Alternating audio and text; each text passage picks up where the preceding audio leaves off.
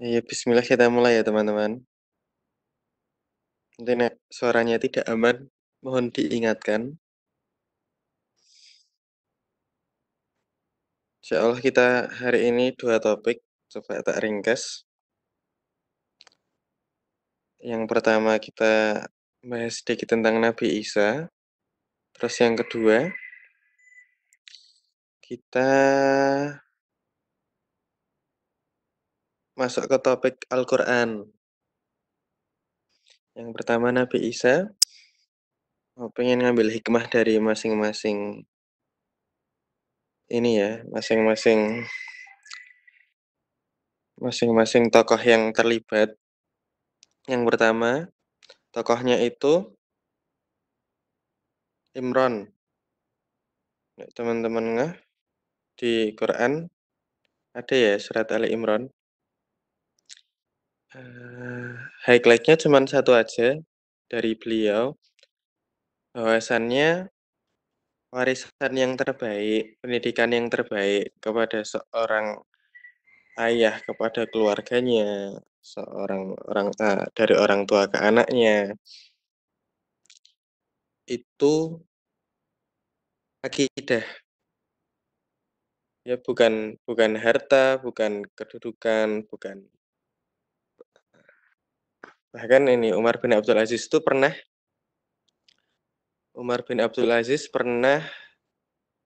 menjelang wafat, beliau kan kaya sekali. Terus dalam 3,5 tahun jadi khalifah, dia jadi miskin sekali.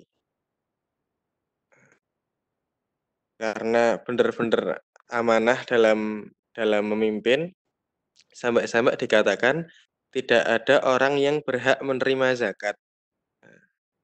Saking semuanya sejahtera. Tapi kekayaan beliau ngedrop, jauh ngedropnya. Terus menjelang wafat, beliau ngasih pilihan kepada anak-anaknya. Kamu mau hartaku yang tersisa ini aku wariskan, atau aku infakkan di jalan Allah? Terus anak-anaknya milih dilepas aja hartanya kepada Allah.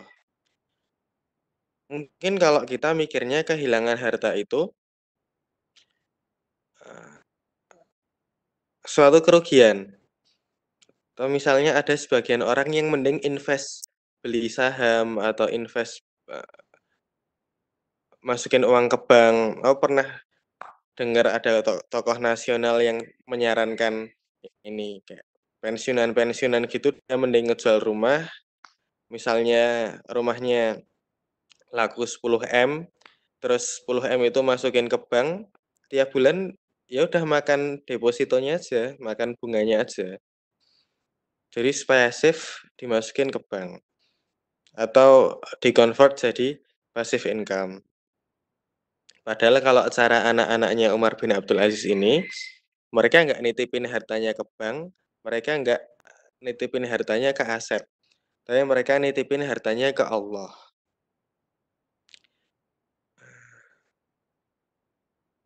Jadi kalau mindset kita, kalau rugi mungkin kita melepas. Kalau mindset mereka itu menitipkan. Kenapa bisa gitu? Karena Allah yang maha bersyukur.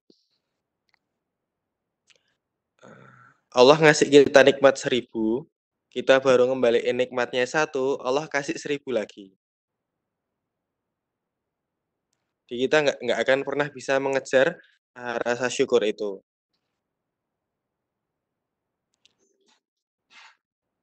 Nah, kenapa kok anak-anaknya Umar bin Abdul Aziz ini bisa sampai kepada pemikiran yang demikian? Karena sehari-hari akidahnya dibina. Kalau Mas Moy itu sering banget ngasih contoh, anak minta sepatu ke ibunya, ibunya ibunya ngomong ke suaminya. Kemudian suaminya bilang nggak ada uang. Terus ibunya bilang ke anaknya nggak ada uang. Kalau ini berulang-ulang, secara otomatis si anak akan berpikir segala sesuatu itu solusinya harta. Padahal nggak gitu. Nah, salah satu orang tua yang paling baik didikannya masalah ini adalah Imron. Terus yang kedua, mmm, Nabi Zakaria. Nabi Zakaria ini kita ambil hikmah dalam istiqomahnya beliau ketika berdoa kepada Allah. Rasulullah SAW itu bersabda, kalau kita berdoa jangan tergesa-gesa. Maksudnya berdoa tergesa-gesa, itu dari yang baru aku pelajari, sebetulnya nggak ada kaitannya sama kita minta kuantitas atau jangka waktu tertentu. Yang bikin kita tergesa-gesa, yang menjadikan kita tergesa-gesa dalam berdoa adalah kita berhenti minta. Misalnya kamu pernah berdoa apa gitu ya, terus at some point kamu merasa, "Oh ini kayaknya nggak sampai deh," atau "Kayaknya ini nggak bakal terkabul." Terus kamu berhenti. Nah, itu yang disebut sebagai istilah tergesa-gesa dalam berdoa. Jadi belum dikasih, sudah buru-buru berhenti meminta.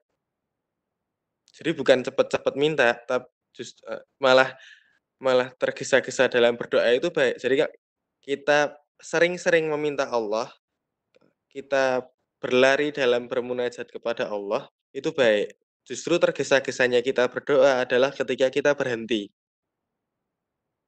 Ini bagian dari kebesaran Allah ya. Makanya dikatakan kalau semakin manusia diminta, dia semakin risih, dia semakin tidak nyaman. Tapi Allah kalau nggak diminta, justru Allah marah, justru Allah tidak nyaman. Allah pengennya kita minta terus. Kalau kita dikit-dikit minta ke orang kita disebut ganggu, kalau kita nggak minta ke Allah, justru justru poin buruknya di sana. Nah, doa yang Nabi Zakaria minta itu adalah supaya beliau punya anak. Dalam sirahnya, Nabi Zakaria itu punya anak kurang lebih umur 110-120 tahun. Istrinya umurnya 90-an. Jadi sudah nggak mungkin. Logikanya kan begitu menopause berhenti minta anak, ya kan? Karena secara fisik sudah sudah sudah sudah mustahil. Tapi karena Nabi Zakaria tidak tergesa-gesa dalam berdoa, sepanjang masa beliau berdoa terus, minta anak, minta anak, minta anak, minta anak. Asbab sabar dalam berdoa ini Allah berikan keturunan, keturunan yang baik dengan nama yang baik. Bahkan Yahya, Nabi Yahya itu yang memberi nama Allah. Namanya langsung dari Allah. Terus kita kemarin sempat bahas keutamaannya Nabi Yahya. Beliau satu-satunya manusia yang bersih dari dosa. Adab-adab sabar ini hikmah juga ya, kita semakin dekat kepada Allah, semakin banyak harap kepada Allah, semakin semakin baik akhlaknya, itu sangat berpengaruh dengan keadaan anak keturunan kita. Terus kita lanjut ke tokoh berikutnya yaitu Maryam. Aku pengen ngambil hikmah di poin ini. Maryam itu jadi Pak Imron dan istrinya itu bernazar kalau punya anak mau diwakafkan ke masjid. Jadi anaknya itu mau ditaruh di masjid untuk jadi pelayan di sana. Qadarullah yang lahir perempuan.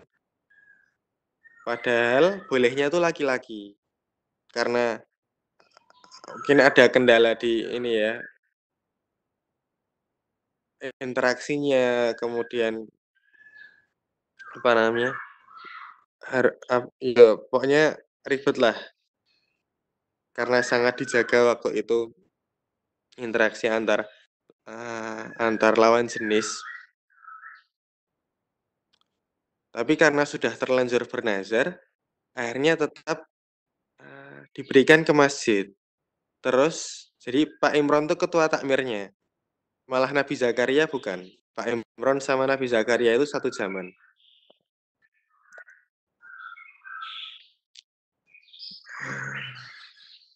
Terus dibikinlah musyawarah, siapa yang bakal mengasuh, Maryam. Lah yang dapat Maryam itu Nabi Zakaria. Maksudnya yang diperbolehkan untuk ngurus, jadi cuman satu orang aja.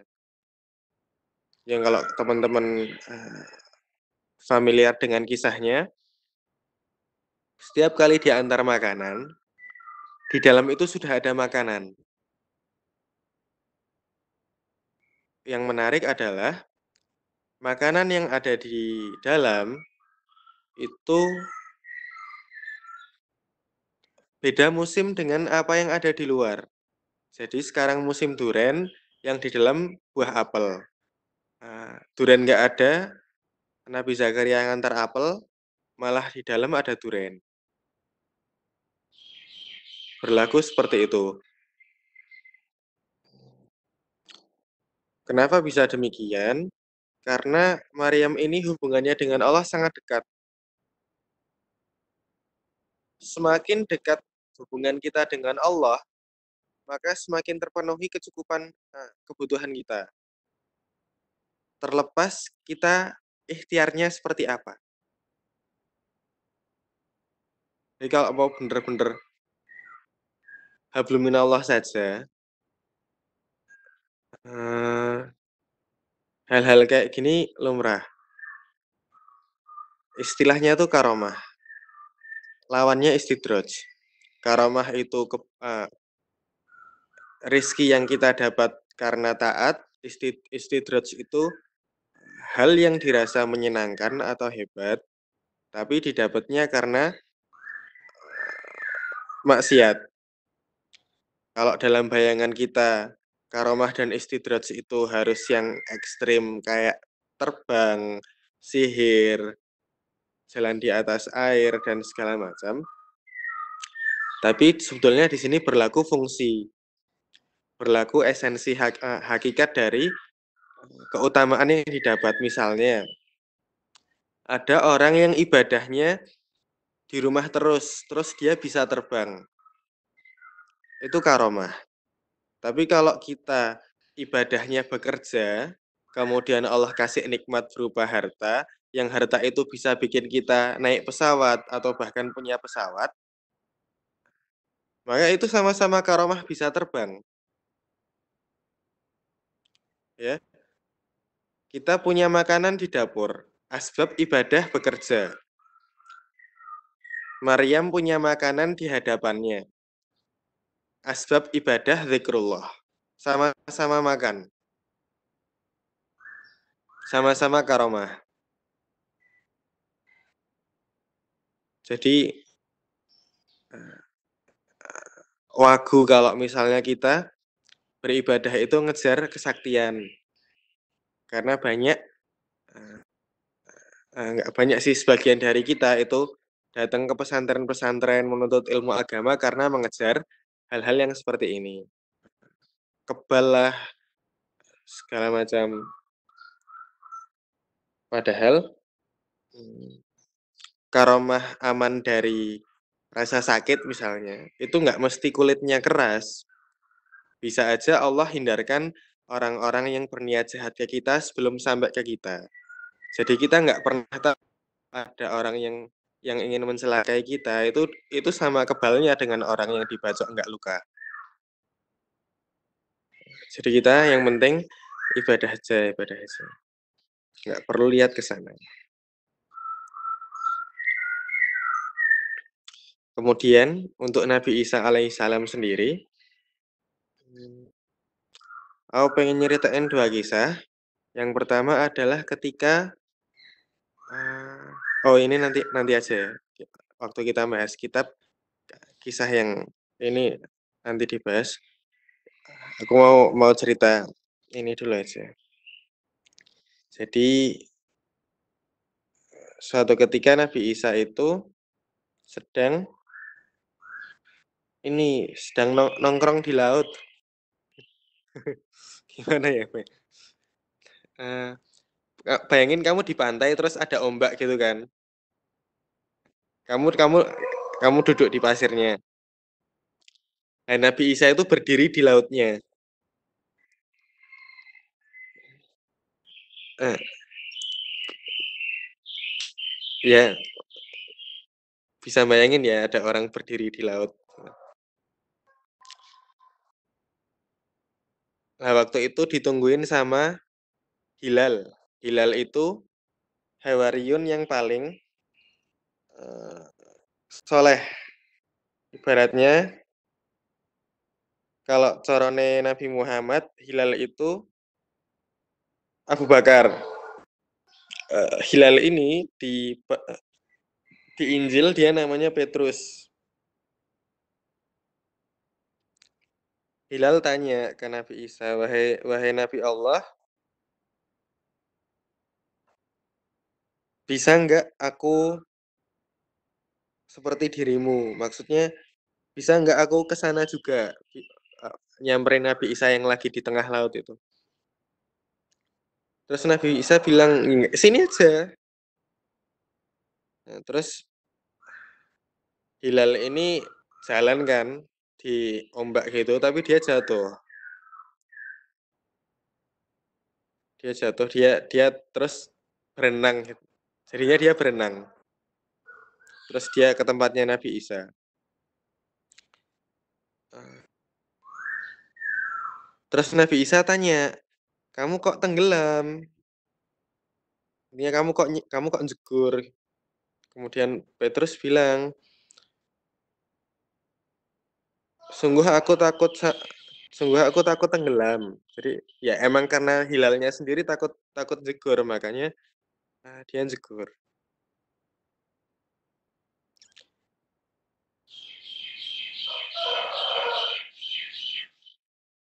Kemudian Nabi Isa mengucapkan kalimat yang ini buat aku pribadi menampar sekali karena dikatakan seburuk-buruk orang yang berdosa selama di hatinya masih ada iman sebesar zarah, kan dicangking nanti, ya kan? Cuman masalahnya Nabi Isa tuh ngomong gini, wahai orang yang imannya lemah. Jadi dia ngatain asistennya, ngatain tangan kanannya itu imannya lemah. Bayang no. Hawariyun itu ada 11 apa 12 sekitar itulah. Yang paling bagus saja dikatain imannya lemah, apalagi yang lain. Apalagi umat-umat Nabi Isa yang kecer di pemukiman-pemukiman, nggak ikut dakwah kemana-mana. Jadi caranya Nabi Isa dakwah tuh kayak jamaah tablik, pindah-pindah-pindah. Yang ikut terus itu Hawariyun ini.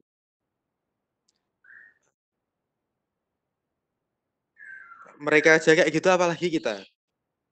Nabi Isa bilang, wahai orang yang imannya lemah, kenapa kamu takut kepada ombak, sedang kamu tidak takut kepada zat yang menciptakan ombak? Kalimat ini berlaku setiap kali kita takut kepada siapapun, kepada apapun. Ya, kita sering takut.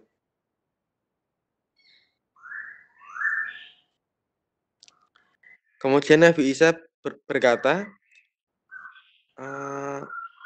sungguh apabila seseorang itu di dalam hatinya ada keimanan yang sempurna, barang sebesar zarah pun. Jadi kalau kemarin kita bahas hati itu sebuah rumah ya, bayangin di rumah itu ada perabotnya, ada perkakasnya.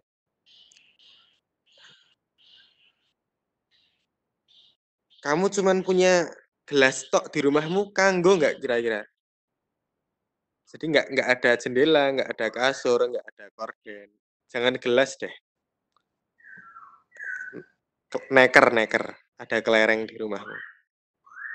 Nah, rumahmu kosong, cuman isi kelereng tok. Lek imanmu itu kelerengnya tadi. Kalau kamu punya kelereng di rumahmu, kalau imanmu sempurna barang seberzara-zarah, niscaya kamu bisa terbang atau kamu bisa berjalan di atas air. Jadi kalau mau tahu indikator iman kita sempurna atau tidak, ini level minimumnya, bukan level maksimumnya. Antara kita bisa terbang atau kita bisa jalan di atas air. Masalahnya kita nggak bisa.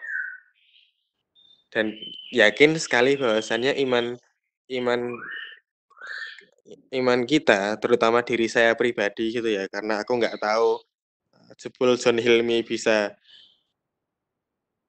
bisa ngilang, apa Afin bisa kaki bunsin gitu, terus dia bisa jalan di air, nggak tahu kan. Nah, jauh sekali dari sempurna. Makanya kita ini dikatakan masuk surga itu bukan karena amal, tapi karena rahmatnya Allah.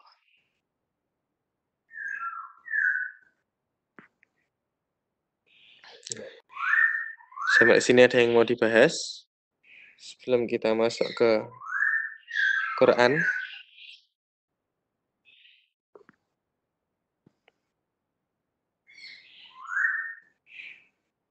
Ya, saya anggap aman dulu ya.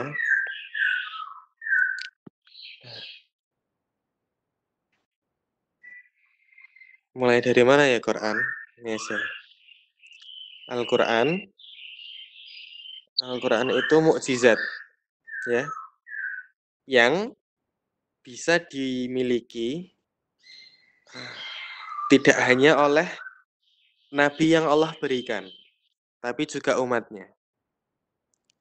Misalnya gini, Nabi Musa itu mukjizatnya belah lautan, mukjizatnya sihir. Yang bisa kayak gitu ya Nabi Musa, umatnya nggak ada yang bisa.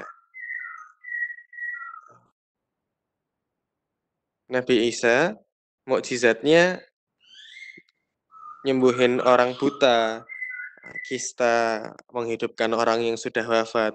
Tapi umatnya nggak bisa kayak gitu.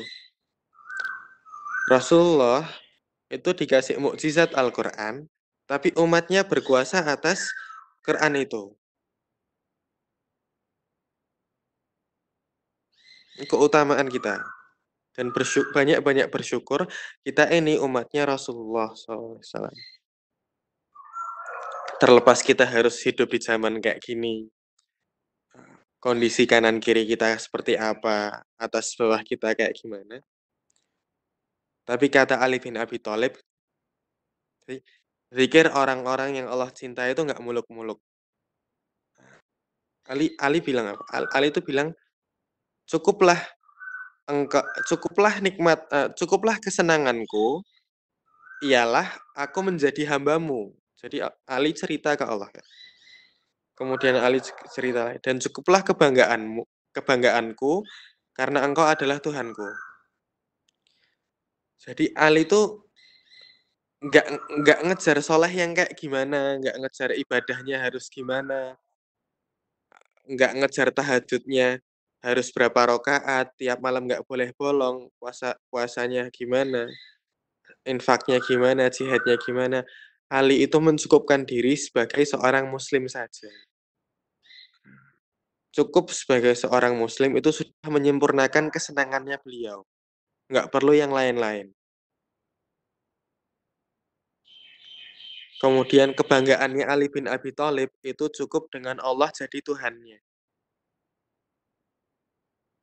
Nggak perlu nyari-nyari, oh aku harus sarjana, oh aku harus pakai baju ini mungkin, ketika pergi kemana, harus naik apa, harus punya apa.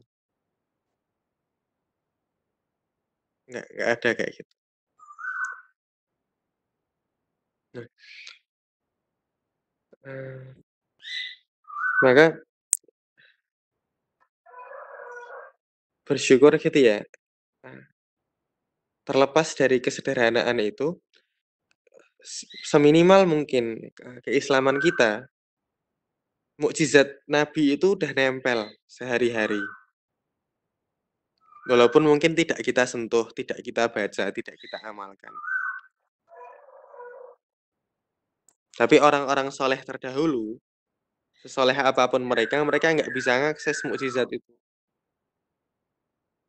Kenapa kok sesuatu bisa dikatakan mukjizat? Mukjizat ini berarti maknanya sesuatu yang merendahkan. Maksudnya gimana? Nabi Daud itu mukjizatnya melembutkan besi. Terus ahli perang. Karena yang lagi ngetren zaman itu peperangan. Mungkin banyak ya, kalau teman-teman baca sejarah, misalnya di Jepang, sidik-sidik gelut. Ya, jadi kebanggaan itu karena saling membunuh. Kebanggaan itu karena saling menguasai. Lah zamannya Nabi Daud kayak gitu. Yang lagi ngetren itu kekuasaan. Makanya Allah berikan mukjizat berupa kerajaan. Ya, berupa kemenangan dalam perang. Karena yang bikin orang kagum waktu itu, yaitu. Kemudian kenapa kok Nabi Musa itu mukjizatnya sihir? Karena yang lagi ngetren waktu itu sihir. Maka sihirnya Nabi Musa ini merendahkan sihir-sihirnya orang lain, sihir-sihirnya makhluk. Kemudian yang lagi ngetren zamannya Nabi Isa itu ilmu kedokteran, pengobatan. Jadi lagi banyak marak tabib-tabib, kemudian racikan-racikan ini obat, ramuan. Ya. Karena yang lagi ngetren itu, maka mukjizatnya Nabi Isa adalah kesembuhan dari penyakit-penyakit yang belum ada obatnya.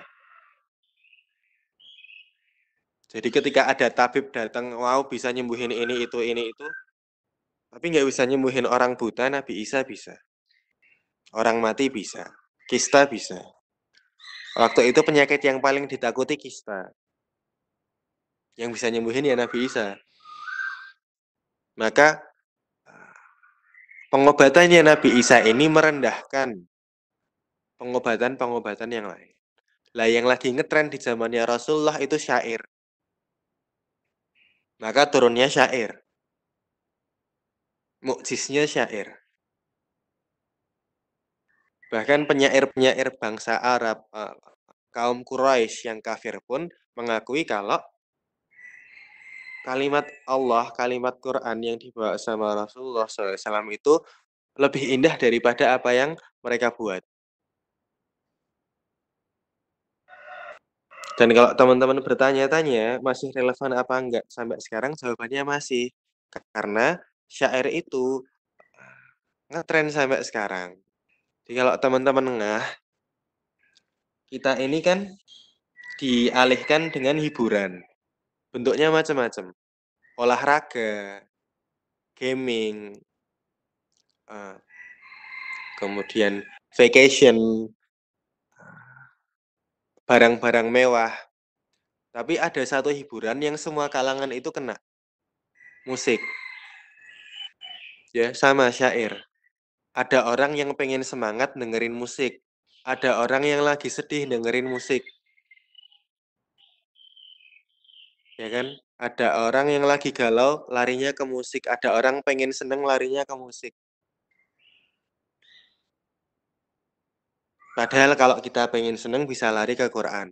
Kalau kita lagi sedih baca Quran itu obatnya bukan main. Lagi marah baca Quran itu sembuh marahnya.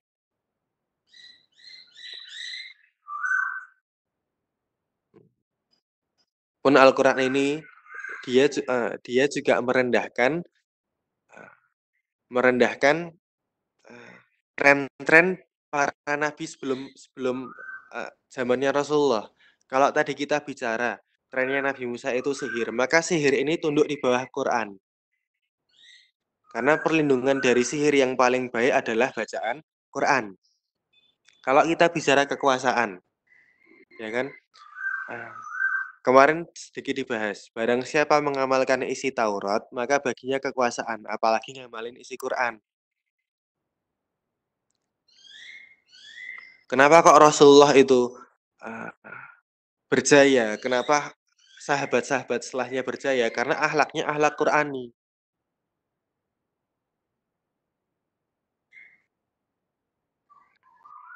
Kemudian kalau tadi kita bicara mukjiznya Nabi Isa, trennya Nabi Isa itu penyembuhan, maka Quran ini obat segala penyakit. Rasulullah SAW pun bersabda, "Carilah obat pada Quran dan madu."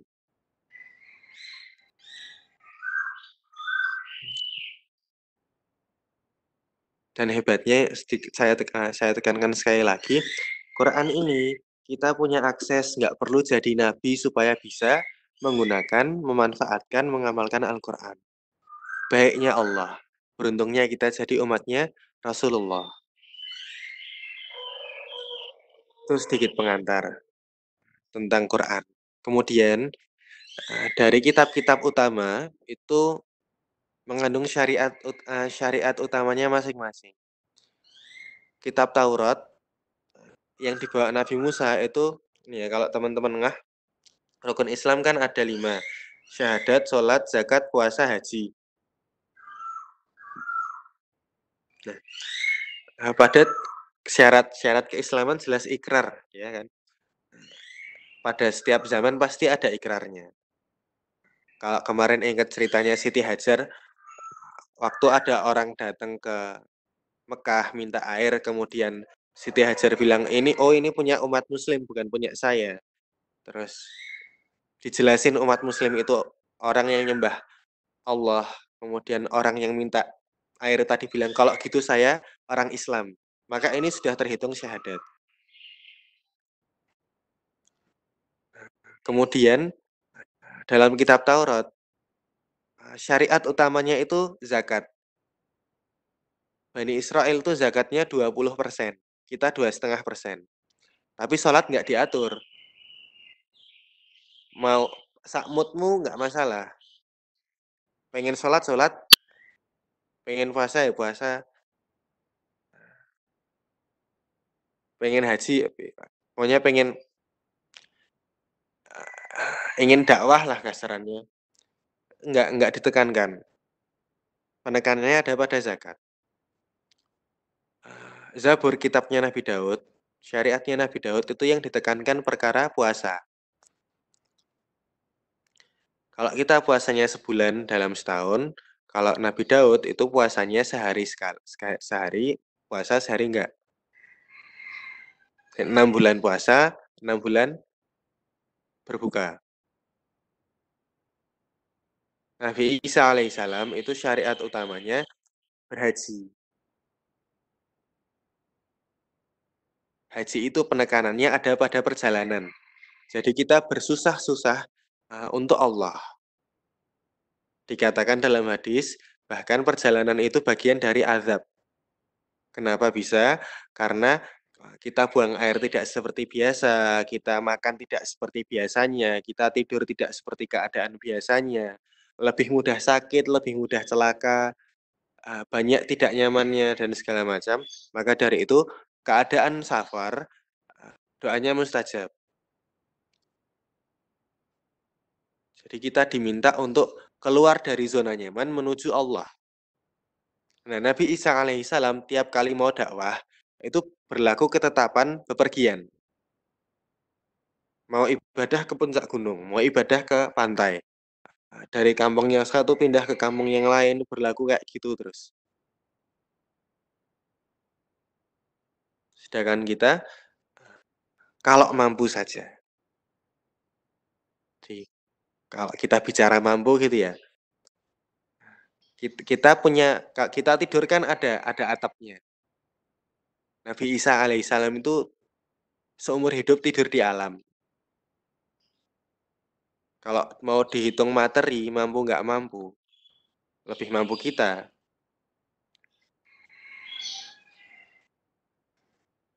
Tapi beliau tiap hari keadaannya seolah-olah berhaji. Nah, sedangkan dalam Quran, syariat utamanya itu adalah sholat.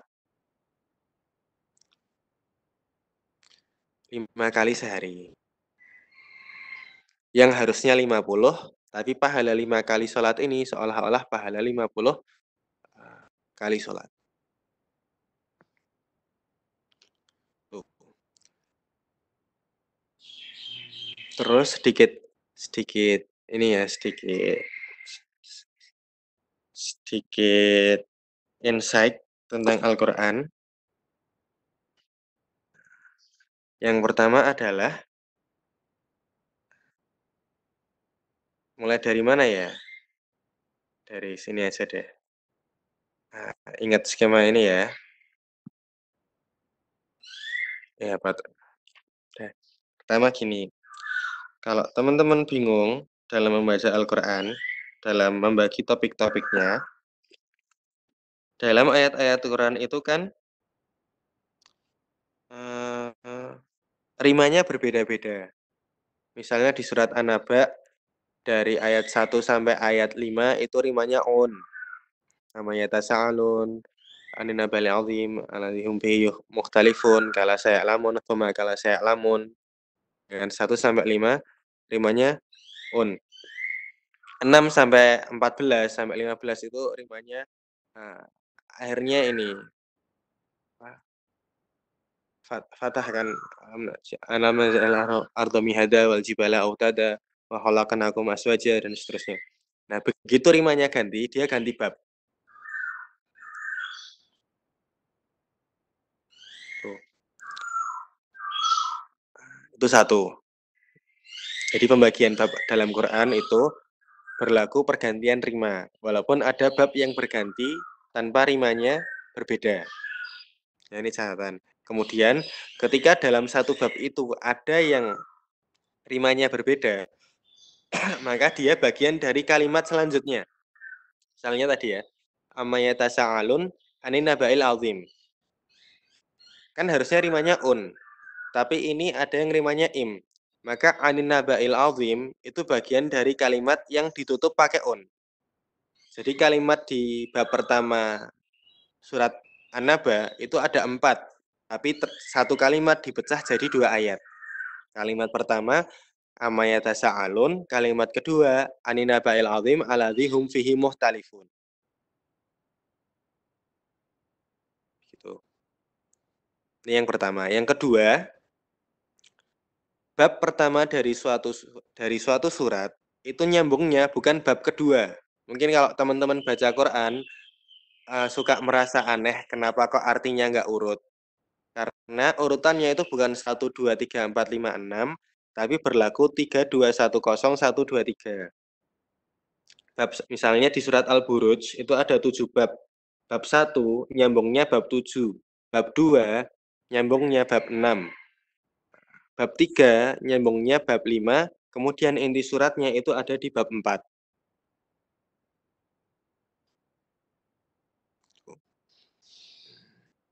Nah, gini, di surat Al-Buruj Allah berfirman, bersama idatil buruj gitu ya, di langit itu ada gugusan bintang. Kemudian kalau kita belajar lagi, Al-Buruj itu dipakai untuk ini, bisa dipakai untuk gedung, ya kan? Pokoknya segala sesuatu yang kita lihat harus ndangak, itu namanya burj. Kamu lihat pohon harus ndangak, maka berhukum pohon ini sebagai al-burj. Kamu lihat bintang harus ndangak, maka berlaku perbintangan itu sebagai al-burj juga. Zaman dulu, lumrahnya sesuatu yang dilihat harus ndangak. Bangunan yang dilihat dengan menengadahkan kepala adalah benteng. Ya, fungsi benteng itu melindungi apa yang ada di dalamnya.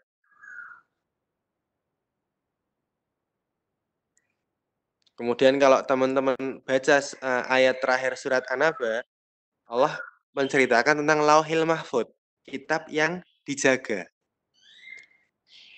Jadi nyambungnya ayat pertama itu dengan ayat terakhir.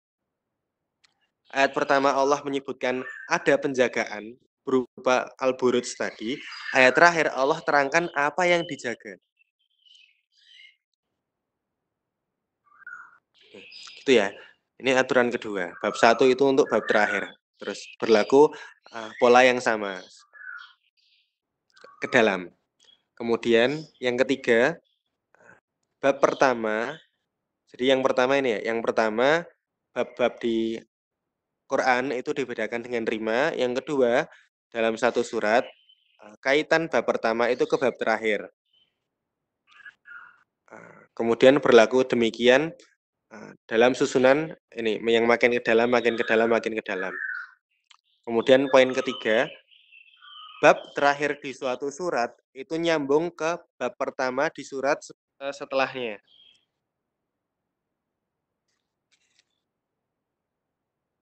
Misalnya gini,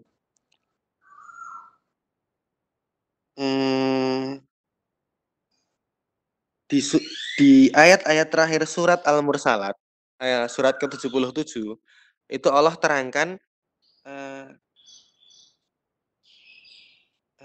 tentang hari kiamat. Kemudian di ayat-ayat pertama surat An-Naba, Allah juga cerita tentang hari kiamat.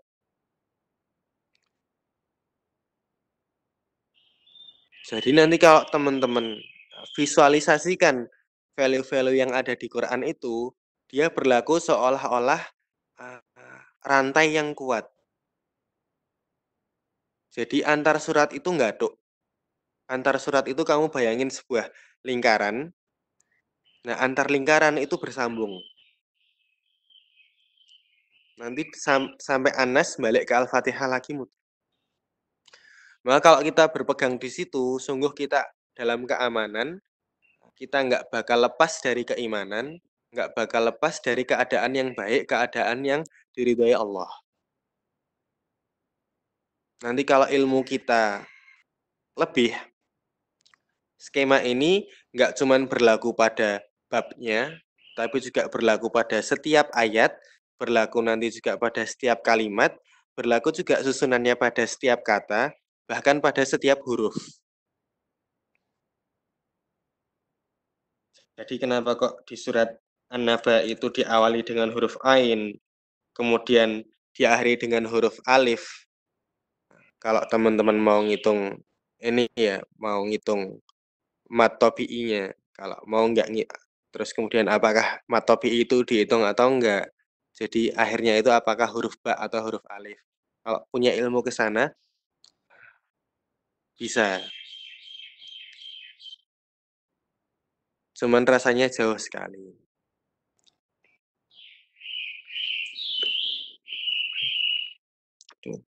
Itu beberapa hal tentang Quran.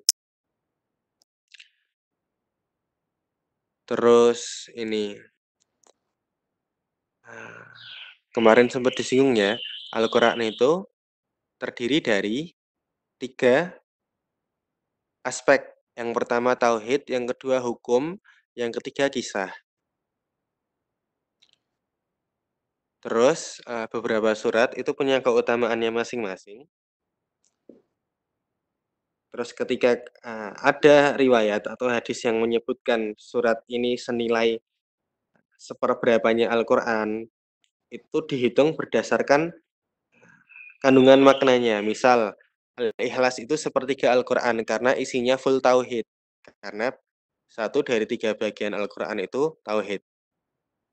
Maka berlaku ketika Allah berfirman, ketika Rasulullah SAW bersabda kalau surat Al-Zalzalah itu senilai setengah Quran. Kemudian Al-Kafirun senilai seperempat Al-Quran.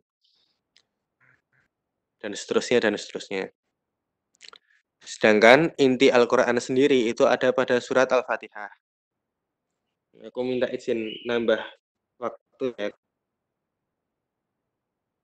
Muncul dari jam 6 untuk nyelesain Al-Fatihah ini. Singkat aja. Yang pertama, ini. Al-Fatihah itu kenapa kok disebut Ummul Quran? Karena 3 poin tadi, akidah, kemudian hukum-hukum Allah, akidah tauhid pertama, kemudian hukum syariat kedua, terus yang ketiga kisah itu ada di surat Al-Fatihah. Kalau teman-teman perhatikan, ini indahnya Allah gitu ya, benar-benar sempurna sekali firman-Nya. Tema akidah itu terbagi jadi 3 poin dalam 3 ayat.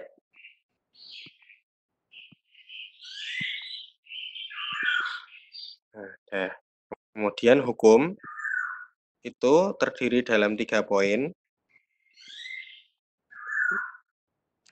terbagi dalam 2 ayat. Kemudian kisah itu juga 3 poin,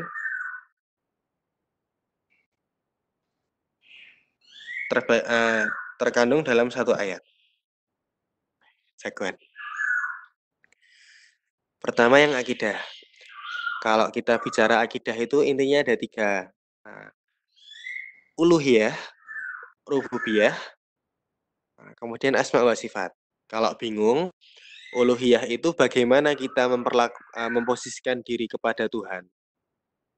Rububiyah itu bagaimana Tuhan memposisikan dirinya kepada manusia. Kemudian asma wa sifat itu sifat-sifat Tuhan yang menyertai interaksinya dengan makhluknya. Maka poin uluhiyah ini terwakilkan dalam kalimat alhamdulillahirabbil alamin. Maka adab seorang makhluk kepada Tuhannya itu memuji. Kalau teman-teman ingat kemarin bahas penciptaannya Nabi Adam, fitrahnya manusia itu memuji Allah. Ya, waktu bersin mengucap alhamdulillah. Kemudian Rabbil alamin. Ini berlaku sifat rububiyahnya. Di alhamdulillah. Uluhiyah, Rabbil alamin ini rububiyah.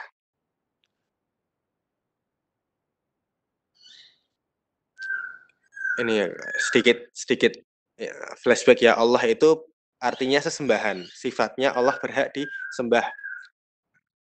Kemudian Rabb itu dia berlaku 5 sifat. Memiliki, menguasai, memelihara, menjaga, sama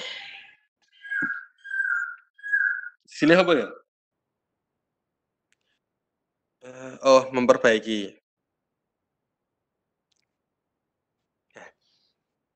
Allah memiliki sifat ini kepada siapa? Kepada al-alamin, kepada alam semesta. Ini aku bahas sedikit ya bedanya apa. Memiliki sama menguasai itu kurang lebih gini. Kamu punya pohon mangga di rumah, kamu memiliki.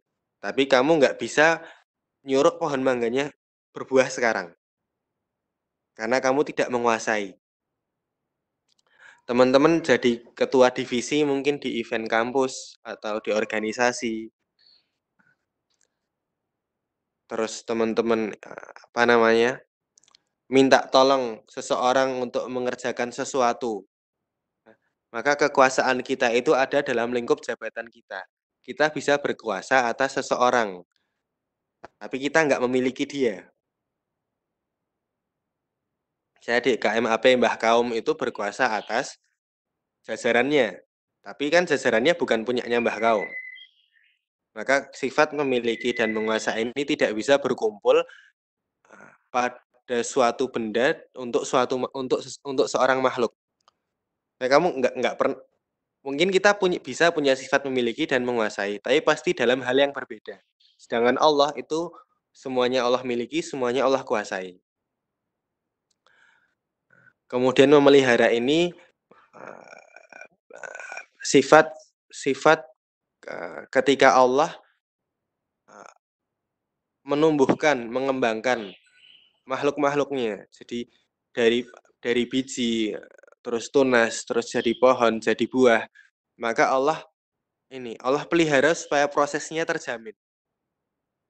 Kemudian Allah menjaga supaya proses tumbuhnya makhluk itu tidak terganggu. Itu di bagian menjaga. Kemudian kalau ada yang ganggu, kemudian prosesnya rusak, maka Allah perbaiki. Fir'aun itu ngaku Tuhan, dia bilangnya ana rabbukumul a'la, aku Rabbmu, bukan aku Allah. Kenapa? Karena secara fitrah dia sadar kalau dia nggak berhak disembah. Dia cuman bisa ngaku Rob, karena pada waktu itu dia punya 5 sifat ini. Tuh, kurang lebih. Kemudian Robbil Alamin. Alamin itu akar katanya alamat. Alamat itu ini harfiahnya ya. Segala sesuatu yang merujuk kepada sesuatu yang lain. Misalnya gini,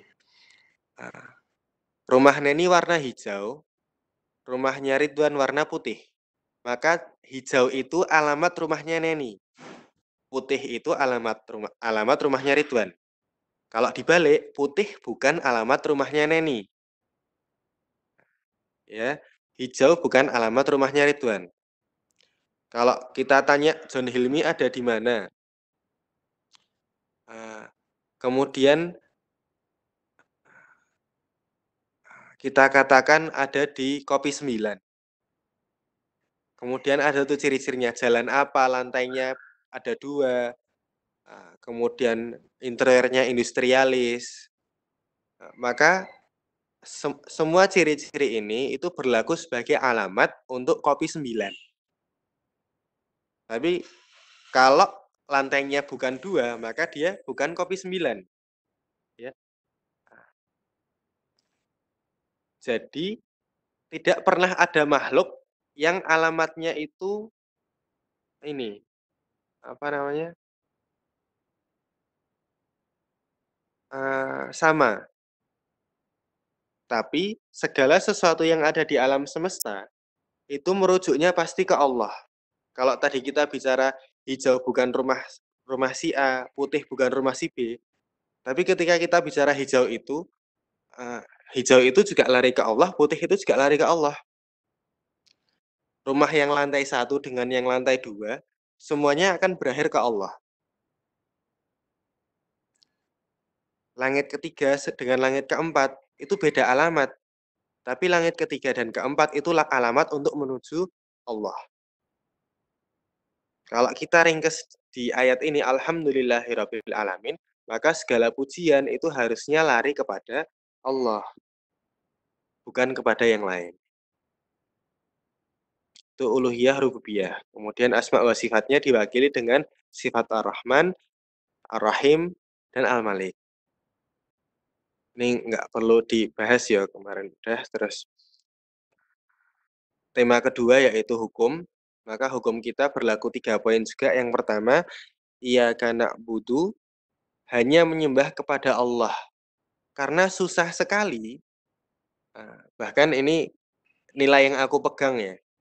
Ini bukan hukum yang mau tak sampaikan dan sama sekali nggak menuntut teman-teman untuk melaksanakan, sama sekali nggak menuntut teman-teman untuk mengimani, dan bahkan saya sendiri pun sulit eee, untuk berpegang di situ. Cuman aku sharing aja.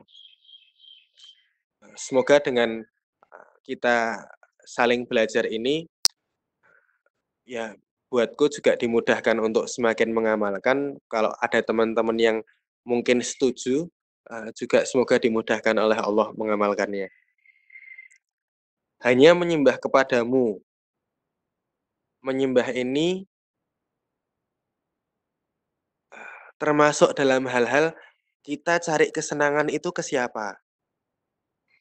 Kalau kita masih cari senang kepada selain Allah, sebenarnya itu berlaku kalau kita tidak menyembah kepada Allah. Jadi menyembah itu kan berlaku ini, sifat taat. Kalau kemarin di track lagi, taat itu ada karena cinta, cinta itu ada karena kenal.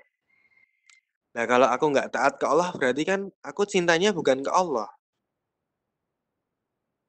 Nek misalnya aku pas pengen seneng larinya ke maksiat, berarti kan aku lebih sayang maksiat itu daripada sayang kepada Allah. Otomatis aku lebih taat untuk ngelakuin maksiatnya daripada taat kepada Allah. At least aku taatnya ke nafsuku sendiri. itu sudah tidak iyyaka na'budu sudah bukan iyyaka na'budu lagi. Nah, karena sangat susah, maka hukum yang kedua adalah kita minta tolong ke Allah supaya bisa kayak gitu. Maka kalimatnya wa iyyaka nasta'in, hanya kepadamu kami minta tolong. Kalau kita nggak bisa menyembah Allah, toh karena fitrah kita tergesa-gesa, mudah teralihkan dan segala macam, at least kita minta tolong cuman ke Allah. At least kita minta ampun cuman ke Allah. Habis maksiat gelisah, larinya ke Allah, bukan ke yang lain. Kalau kita salah, kita miss dari iya karena butuh tadi, kita mintanya ke Allah. Supaya bisa iya karena butuh, kita juga mintanya ke Allah, bukan ke yang lain.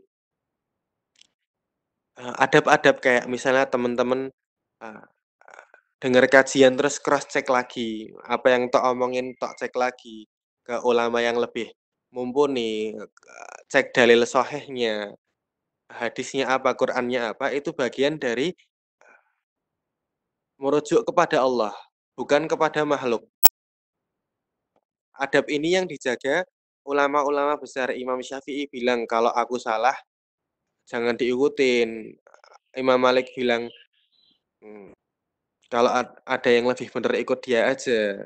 Kemudian Imam Ahmad bilang jangan berpegang pada seseorang tapi berpegang pada Quran, kepada Allah.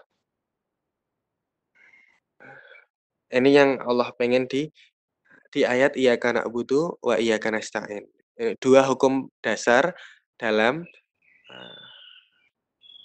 kita beragama adalah hanya menyembah Allah dan hanya meminta tolong kepada Allah. Nah, yang ketiga hukumnya berlaku ikhtiar. Ikhtiar di sini diwakilkan dalam doa. Dan sebaik-baik doa Allah cantumkan di ayat ke-6, ihdinas shiratal mustaqim. Tunjukkan jalan yang lurus. Jalan yang lurus itu apa? Jalan yang lurus itu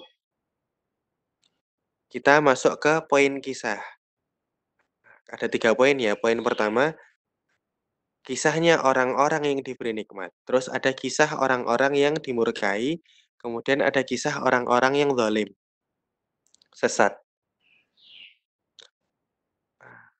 Maka kita minta jalan orang yang Allah beri nikmat tadi. Begitu ya teman-teman. Mungkin hari ini cukup itu dulu. Dan kalau dari ini tema-tema yang aku share buat jadi acuan timeline kita belajar ya, sungguh masih banyak yang bisa dipelajari di luar forum ini. Dan kalau ada salah mohon diingetin ya teman-teman, karena posisiku di sini juga masih dalam keadaan belajar. Gitu. Saya cukupkan. Kalau mau ada diskusi, monggo tak balikan ke MC dulu aja. Assalamualaikum. Gimana ya? Soalnya yang jelas banget kalau kita pengen seneng terus berdosa itu paling bawah ya. Pokoknya itu paling kelihatan lah, bukan paling bawah deh, paling kelihatan. Tapi masalahnya gini, ini ada yang bisa ngecek surat Hud nggak? Ayat 14 sampai 15. Terus tolong salin ke sini artinya. Oh, salah. Ayat 15 16. Sorry.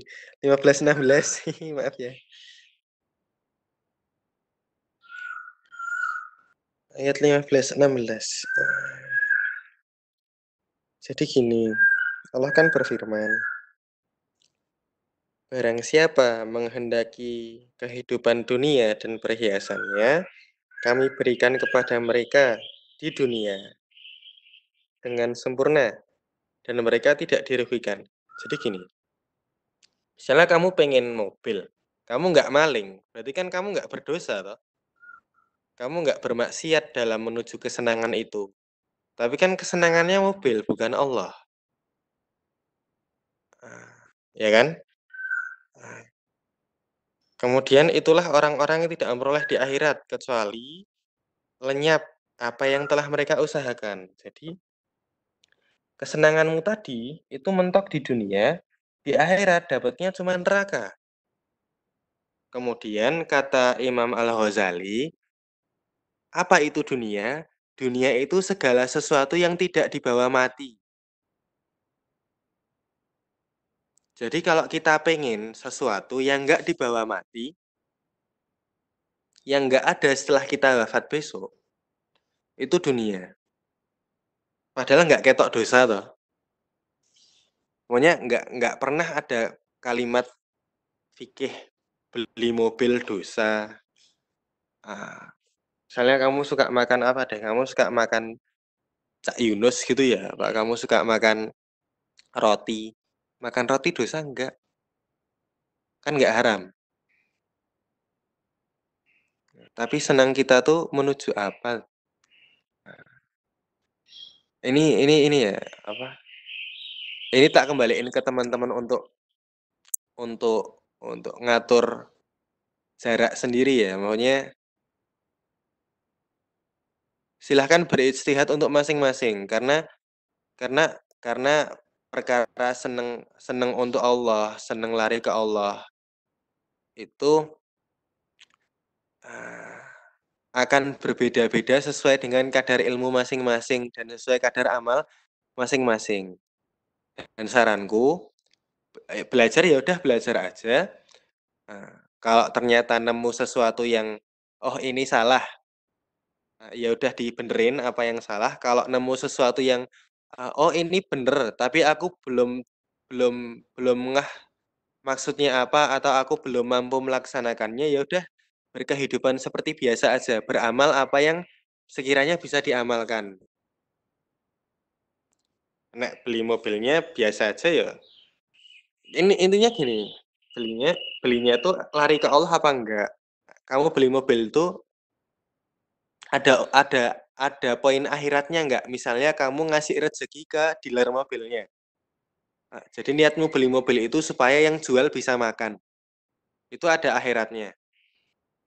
Kemudian kalau mazhab Syafi'i itu kamu bisa beli unta, dilarang beli keledai. Jadi kamu bisa beli Ferrari, kamu tuh nggak boleh pakai expander. Kamu bisa beli expander, kamu nggak boleh pakai Brio. Ada akhiratnya di sana. Atau misalnya kamu beli mobil supaya anak istrimu nggak kehujanan, supaya keluargamu kalau mau pergi kemana-mana terlindung, saya lebih tercover dari penyakit mungkin, dari hujan, dari panas matahari. Itu ada akhiratnya. Yang ada akhiratnya itu dibawa ke itu bukan dunia. Yang nggak ada akhiratnya itu dunia. Jadi kalau beli mobilmu nggak bisa atau klaim sebagai amal, itu dunia. Itu aja mikirnya. Nah, terus balik ke yang tadi, kalau merasa susah bagi prioritas, oh aku senengnya gimana des. Iya, apa yang bisa kita lakuin aja kita lakuin. Misalnya masih bingung nih, oh aku kayak gini tuh untuk Allah atau untuk dunia. Terus belum nemu solusinya, nggak usah mikir ke sana. Mikir aja amal apa yang bisa kita tambah. Nah, nanti seiring kita nambah amal, kita minta ke Allah supaya urusan yang kita bingung tadi dibenerin. Ini adabnya ihdinas siratal mustaqim tadi. Kita melakukan apa yang kita tahu dulu. Misalnya Allah punya perintah sholat duha atau zikir. Itu kan nggak ada perdebatannya sama sekali toh. Misalnya kamu bingung mau beli mobil apa enggak? Nek bingung ya udah beli mobil aja tetap nggak apa-apa. Nah, tapi zikirnya ditambahi. Siapa tahu dengan zikir itu bingungnya hilang atau nanti setelah beli Allah benerin dengan caranya Allah. Nah, gitu. Terus masalah ini kalau kalau seneng larinya ke Allah itu kayak gimana, indikator orang beriman itu ada 3 tahap. Yang pertama, bahagia dalam ibadah. Yang kedua, bahagia dalam susahnya beribadah. Dan yang terakhir itu bahagia dalam sakitnya beribadah. Misalnya gini,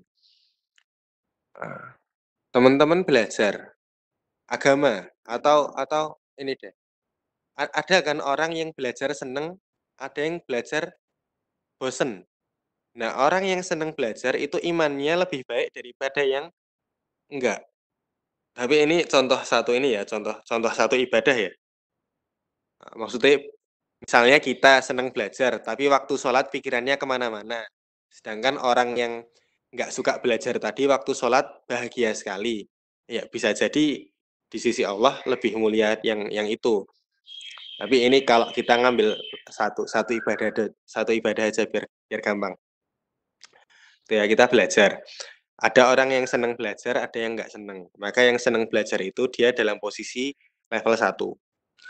Kemudian untuk belajar itu ada yang gampang, ada yang susah. Misalnya Ridwan sama Mbah Kaum kalau mau belajar kalau mau datang kajian ke Nurul Asri itu lebih jauh Mbah Kaum. Lebih susah Mbah Kaum. Ketika teman-teman dalam kesusahan itu merasa senang karena bisa berjuang, di situ iman. Tapi kalau pas susah teman-teman mengeluh, maka di situ bukan iman. Mungkin teman-teman pernah dalam posisi merasa tertantang karena apa yang dilakuin tiba-tiba jadi lebih sulit. Lah di situ iman. Jadi ada kepuasan tersendiri ketika apa yang kita lakukan itu tantangannya banyak. Nah, ketika hal itu berlaku dalam beribadah, itu di level 2. Level 3, kita tetap kayak gitu dalam keadaan sakit. Misal tadi cuma susah karena jauh, atau karena nggak ada kendaraan. Yang ini udah jauh, nggak ada kendaraan, sakit, tetap berangkat ke kajian, tetap berangkat mencari ilmu. Itu level 3. Saya dakwah, teman-teman mentoring, seneng mentoring. Itu nomor 1. Ada yang kelompok mentoringnya anaknya meletasan. Kemudian ada mentor yang dia seneng ngumpulin anaknya, jajakin, cari di tempat di kantin atau mentoringnya di luar sekolah biar asik. Itu level 2. Tapi ada mentor yang wah iki piye tok bocah-bocahku meletasan. Berarti itu bukan di nomor 2. Tapi kan di mentoring jarang kita nemu sakit beribadah ya. Misalnya gini, pahit-pahitnya waktu mentoring anak didikmu nyacati kowe. Sampai pada taraf kamu sakit hati, padahal kamu nggak salah. Ketika kita marah, diperlakukan seperti itu, disakiti hatinya, berarti kita tidak bahagia dalam sakitnya beribadah. Tapi pas hati kita disakiti, kemudian kita bersyukur, karena dapat perlakuan yang demikian, maka kita ada di poin ketiga. Nah, itu ringkesnya, seneng larinya ke Allah itu kayak gitu. Gitu ya teman-teman. Ada lagi?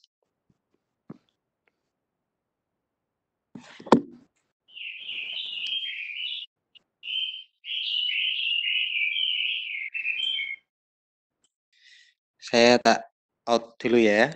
Nanti kalau sebelum masih ada yang mau didiskusikan, besok bisa entah di awal entah di akhir, atau hubungi Sandika Sasmito biar nanti disampaikan.